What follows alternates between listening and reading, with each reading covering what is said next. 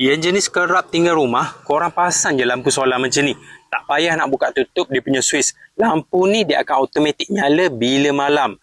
Hari-hari dia akan nyala dengan automatik. Siang dia akan cas guna cahaya matahari dekat panel solar bahagian sini.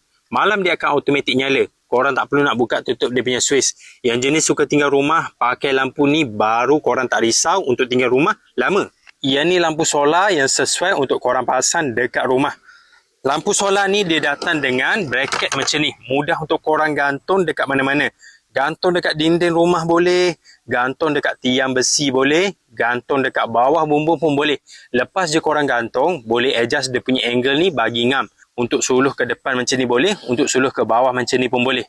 Yang model ni paling baloi untuk korang repeat. Sebab yang ni model baru, lampu yang ni memang padu.